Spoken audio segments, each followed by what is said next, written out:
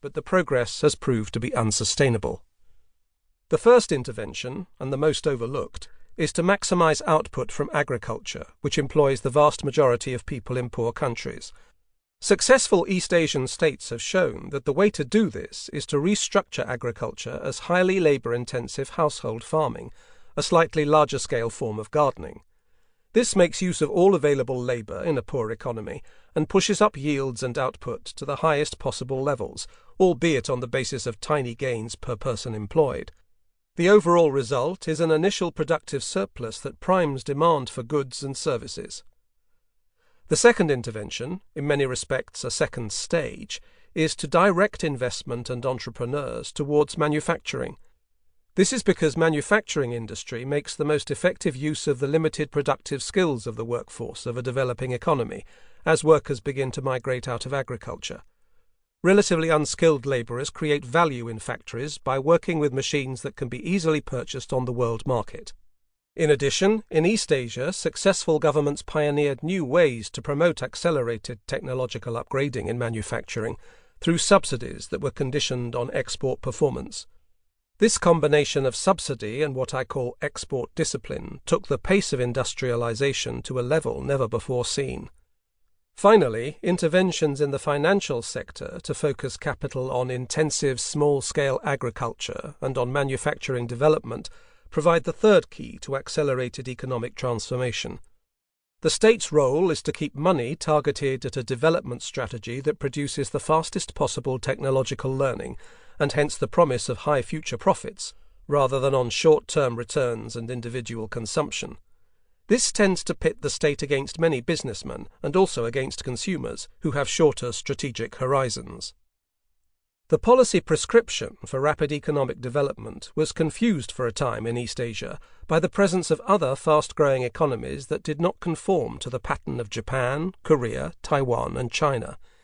In the 1980s and early 1990s, the World Bank seized on the performance of the offshore financial centres of Hong Kong and Singapore, and the suddenly faster-growing Southeast Asian economies of Indonesia, Malaysia, and Thailand, to argue that economic development was in fact fostered by laissez-faire policies, with a minimal role for government. Despite the fact that the offshore centres, with their tiny, dense populations and absence of agricultural sectors to drag on productivity, are not really comparable to regular countries, the World Bank used Hong Kong and Singapore as two of its three proving case studies in a highly controversial 1987 report. After widespread academic criticism of the report, the World Bank followed up with another one in 1993, the East Asian Miracle, which admitted the existence of industrial policy and infant industry protection in some states. But it downplayed the significance of such policies, avoided discussion of agriculture altogether, and added Hong Kong and Singapore to Malaysia, Indonesia, and Thailand, thereby leaving Japan, Korea, and Taiwan as the statistical minority among its high-performing Asian economies. China was omitted from the report.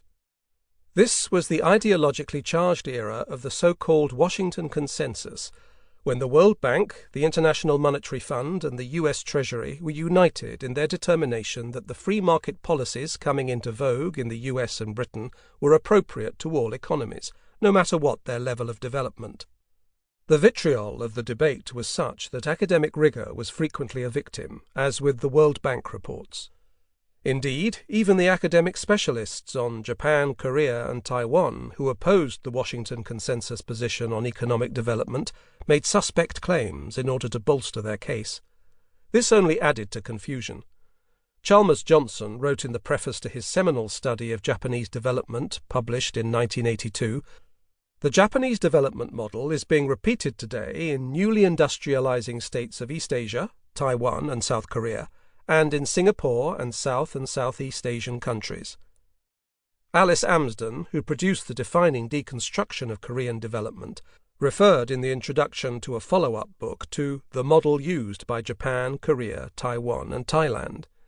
Even W. W. Rostow, author of one of the earliest and most historically informed post-war books on economic development, The Stages of Economic Growth, declaimed in the foreword to a new edition in 1991 that Malaysia and Thailand were following Korea and Taiwan towards technological maturity.